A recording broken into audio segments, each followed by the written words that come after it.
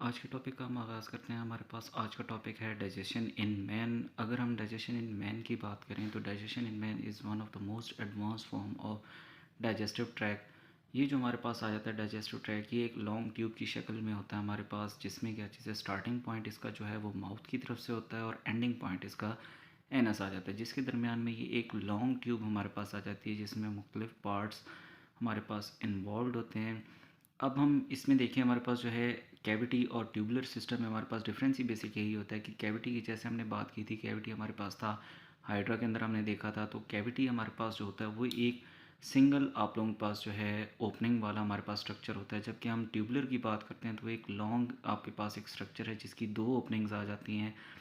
तो इसमें भी हमारे पास उसी तरह ह्यूमंस के अंदर या मैन के अंदर भी हमें दो ओपनिंग्स नज़र आती हैं, एक माउथ और दूसरी हमारे पास एनस। अगर हम इस कॉइल ट्यूब को अगर हम देखें और इसके मुख्तलिफ पार्ट्स में से डिवाइड करें तो इसमें सबसे पहले हमारे पास जो है वो इसमें हमारे पास ओरल कैविटी आ जाती है, जिसे हम बक्कल कैविटी के नाम से भी जानते हैं। इसका स्ट्रक्चर और फंक्शंस के हवाले से भी हम बात करेंगे आगे चलकर। सेकंड नंबर पे हमारे पास आता है इसमें बक्कल कैविटी के बाद एसोफेगस, जिसे हम खुराक की नाली के तौर पर भी जानते हैं। ये स्टार्ट होती है जहाँ पर हमारे पास वेंट पाइप और जो आप लोगों के पास फूड कैनाल है वो अलग अलग सेपरेट होती हैं। ये उस पॉइंट से स्टार्ट होती है और स्टमक के जो हमारे पास कार्डिक स्पेंचर आता है वहाँ तक ये एक्सटेंड करती है।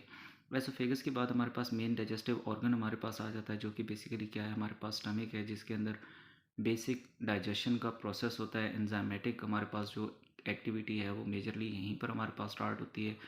तो इसके बाद हमारे पास आ जाती है स्मॉल इंटेस्टाइन और हमारे पास लार्ज इंटेस्टाइन। अगर हम स्मॉल इंटेस्टाइन में देखें तो इसके बेसिक तीन पार्ट्स हैं, ड्यूडिनम, जिजिनम और इलियम हमारे पास आ जाती हैं, जो कि स्टमक के बाद जो पायरोलिक हमारे पास स्पिंचर आ जाता है उसके बाद ये स्टार्ट होती हैं। इसके बाद अगर हम लार्ज इंटेस्टाइन की बात करें तो उसमें हमारे पास कोलॉन है। कोलॉन फिर हमारे पास असेंडिंग हो सकती है, ट्रांसवर्स है और डिसेंडिंग कोलॉन है, लेकिन इसके साथ ही जहाँ पर ये कोलॉन एंड होती है वहाँ पर सीकम मौजूद होता है और सीकम के नीचे हमारे पास क्या चीज़ है, रेक्टम मौजूद है।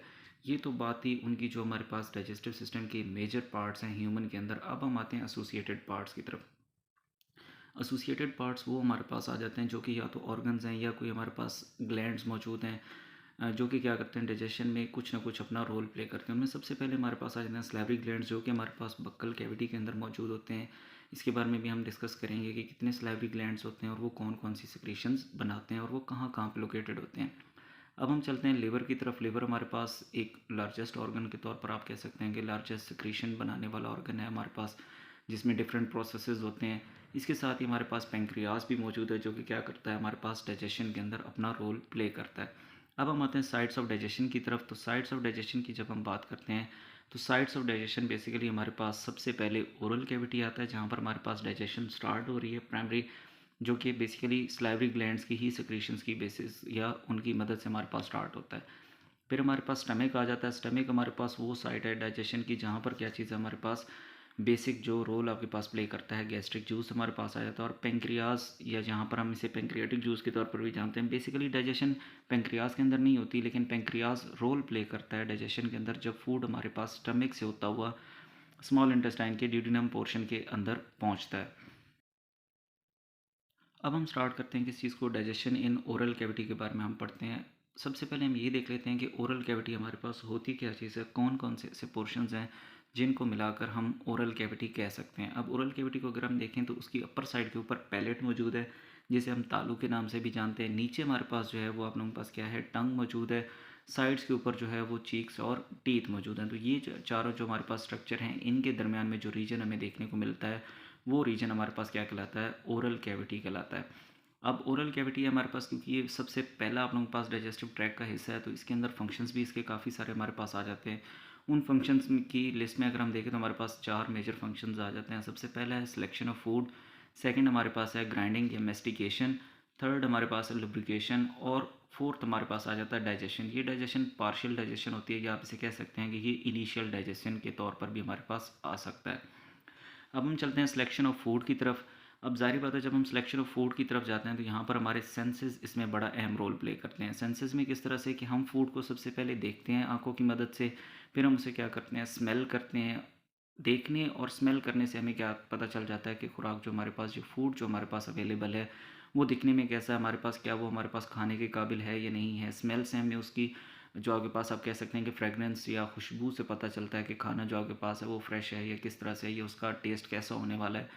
इसके बाद क्या चीज़ है हमारे पास, जो 2 आ जाते हैं हमारे पास, टेस्ट और फेल्ट, ये सारे जाकर हमारे पास प्रोसेसेस होते हैं माउथ के अंदर जाकर, क्योंकि हमारी इसमें जो टंग आप लोगों के पास आ जाती है जो कि सेंसरी बर्ड्स के साथ आती है, जिसके अंदर क्या चीज़ है हमारे पास सोर स्वीट जितने भी टेस्ट हैं वो सारे क्या चीज़ें हमारी जो टंग है वो उसे फील करती है या उसे बताती है माइंड को कि हमारे पास जो फूड है उसका टेस्ट किस तरह का होने वाला है। नेक्स्ट हमारे पास है फेल्ट। फेल्ट हमारे पास, क्योंकि माउथ का जो रीजन होता है ये बहुत ही सेंसिटिव रीजन होता है, तो यहाँ पर क्या चीज़ है हमारे पास टीथ के साथ या ज़बान के साथ या चीक्स के साथ अगर कोई हार्ड पार्टिकल लगता है तो वो भी क्या चीज़ है यहाँ पर फील हो जाता है, या टेम्परेचर जैसे हमारे पास होता है कम या ज़्यादा, वो चीज़ें भी यहाँ पर फील की जा सकती हैं।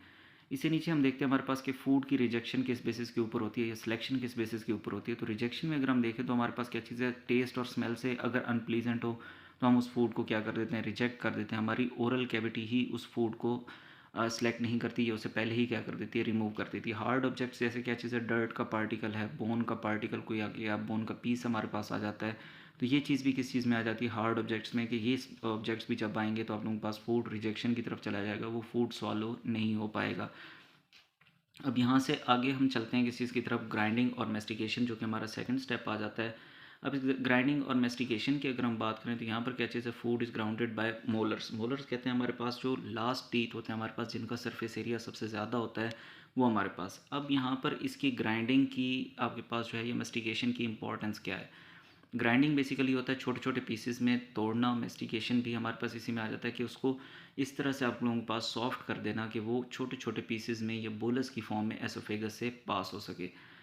अब जब हम इसमें आते हैं इंपॉर्टेंस की तरफ, तो एसोफेगस जो है वो आपके पास हमें पता है कि एक नैरो पैसेज वे है, तो यहाँ पर नैरो पैसेज का मतलब ये होगा कि हमारे पास जो फूड पार्टिकल हैं वो भी छोटे छोटे पीसेस में यहाँ से पास आउट होगा। अब जब छोटे पीसेस की हम बात करते हैं तो फूड जितने छोटे पीसेस में होगा उतना ही ज़्यादा सरफेस एरिया मिलेगा किस चीज़ को, हमारे पास जो एंजाइम्स आ जाते हैं उनको फंक्शनैलिटी के लिए। अब एंजाइम्स जितने ज़्यादा अच्छे से फंक्शन करेंगे, जितना ज़्यादा सरफेस एरिया मिलेगा, उतना ही अच्छे से हमारे पास क्या होगी, हमारे पास फूड की डाइजेशन हो सकेगी। अब यहाँ तक तो क्या था, हमारे पास सिलेक्शन ऑफ फूड और उसकी ग्राइंडिंग के हवाले से बात होगी। इसके बाद हम चलते हैं हमारे पास, अब जो हमारे पास इसमें इनिशियल जो बकल कैविटी के रोल्स आ गए थे, जिसमें हम लोगों ने पढ़ा था कि हमारे पास क्या होती है, सिलेक्शन ऑफ फूड है, ग्राइंडिंग और मेस्टिकेशन थी। उसके बाद हमारे पास आ जाता है लुब्रिकेशन की तरफ।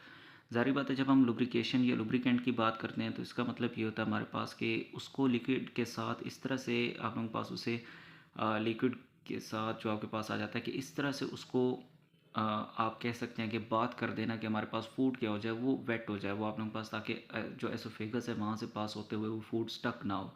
अब इस चीज़ के लिए आप लोगों के पास लुब्रिकेशन के लिए क्या चीज़ है, हमारे पास सलाइवा मौजूद होता है। सलाइवा जो है ये कम्बिनेशन है डिफरेंट आप लोगों के पास ग्लैंड्स की सिक्रीशंस का, और वो ग्लैंड्स हमारे पास कौन से कहलाते हैं, वो ग्लैंड्स हमारे पास स्लाइवरी ग्लैंड्स हैं। अब स्लाइवरी ग्लैंड्स की तरफ जब हम जाते हैं तो स्लाइवरी ग्लैंड्स 3 तरह के हमें देखने को मिलते हैं। सबसे पहले सबलिंगुअल हमारे पास आ जाते हैं, सब मैक्सिलरी और पैरोटिड हमारे पास आ जाते हैं। अब सबलिंगुअल जो आप लोगों के पास आ जाते हैं, ये वर्ड लिंगुअल आप लोगों के पास लिंग्विस्टिक्स से निकला है, लैंग्वेज से निकला है, तो इसका मतलब क्या होगा कि नियर टंग आपके पास, सब का मतलब आपके पास बिलो है, तो सब लिंगुअल क्या हो जाएगा हमारे पास जो है इसमें बिलो द टंग हमारे पास आ जाएगा। जब हम सब मैक्सिलरी की तरफ जाते हैं तो ये बिहाइंड द जॉज, जो हमारे जबड़े हैं उनकी बैक साइड के ऊपर ये ग्लैंड्स मौजूद होते हैं। इसी तरह हमारे पास जो पैरोटिड हैं, ये हमारे जो कान है दोनों साइड के ऊपर उनकी फ्रंट के ऊपर मौजूद होते हैं। इनका फंक्शन क्या है या इनकी केमिकल कंपोजिशन क्या होती है स्लाइवा की, वो हम देख लेते हैं कि स्लाइवा के अंदर मेजरली क्या चीज़ है, हमारे पास वाटर मौजूद होता है। इसके साथ हमारे पास कुछ हद तक इसमें म्यूकस भी मौजूद होता है। सोडियम बाइकार्बोनेट के साथ साथ दूसरे सॉल्ट्स भी इसके अंदर मौजूद होते हैं, जिनका बेसिक फंक्शन आप कह सकते हैं कि पीएच की मेंटेनेंस की तरफ है। और इसके साथ ही हमारे पास कार्बोहाइड्रेट डाइजेस्टिंग एंजाइम्स आ जाते हैं, जिनमें हमारे पास अमाइलेज और टाइलिन हमारे पास आ जाता है। तो ये बेसिक वो एंजाइम है जो आपके पास इनिशियल डाइजेशन करते हैं किसमें, हमारी बक्कल कैविटी के अंदर। अब हम आते हैं लास्ट पोर्शन जो हमारे पास आ जाता है बक्कल कैविटी का, वो हमारे पास क्या चीज़ है, डाइजेशन आ जाती है। अब डाइजेशन में हमारे पास बेसिक 2 ये एंजाइम्स जो हैं ये रोल प्ले करते हैं। सोडियम बाइकार्बोनेट सपोर्टिंग रोल के तौर पर आता है, और जो हमारे पास टाइलिन है ये बेसिक आप कह सकते हैं कि हमारे पास सबसे इनिशियल डाइजेशन ये कंटिन्यू करता है। अब हम सोडियम बाइकार्बोनेट की तरफ देखें तो ये आपके पास क्या करता है, ये स्लाइटली एंटीसेप्टिक होता है। एंटीसेप्टिक इस तरह से कि जो बैक्टीरिया या इस तरह का कोई कंपाउंड मौजूद होता है ये क्या करते हैं, उसकी फूड के अंदर जितनी हद तक पॉसिबिलिटी होती है ये उसे क्या कर सकते हैं, वहाँ से रिमूव कर सकते हैं उस जो आपके पास बायोटिक कंपाउंड एंटर हो रहा है हमारे माउथ के अंदर। इसके बाद क्या चीज़ है, ये हमारे पास पीएच की स्टेबलाइजिंग में बड़ा अहम रोल प्ले करते हैं, क्योंकि जब हमारे पास सलाइवा बनता है, फ्रेश सलाइवा होता है, तो उसकी पीएच 8 होती है, लेकिन फ़ौरन ही हमारे माउथ के अंदर वो क्या होता है, वहाँ से कार्बन डाइऑक्साइड रिलीज़ होती है और पीएच आप लोगों के पास ड्रॉप हो जाती है, 6 पीएच तक चली जाती है। यहाँ पर आप लोगों के पास जो है आपको को टाइलिन का फंक्शन होते हुए नज़र आता है, जो कि बेसिकली क्या करता है, कार्बोहाइड्रेट्स की डाइजेशन करता है हमारे पास, और यहाँ पर डाइजेस्टिंग ऑफ कार्बोहाइड्रेट या आपके पास क्या है, डाइजेशन ऑफ कार्बोहाइड्रेट स्टार्ट होती है।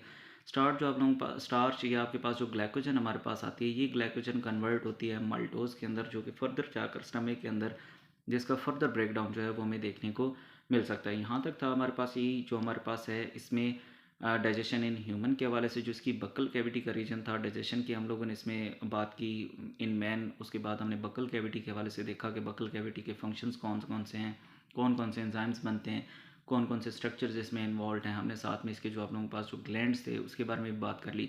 इसके बाद हम चलेंगे नेक्स्ट, हमारे पास जो है एसोफेगस के रोल है, एसोफेगस का रोल सॉल्विंग के अंदर पेरिस्टालसिस और एंटी पेरिस्टालसिस, वो हम इसके बाद नेक्स्ट लेक्चर में देखेंगे। आज के लिए बस इतना ही। कल हम आएंगे नेक्स्ट लेक्चर के साथ, जिसमें हम पेरिस्टालसिस और एंटी पेरिस्टालसिस के बारे में डिस्कस करेंगे। जज़ाकल्लाह।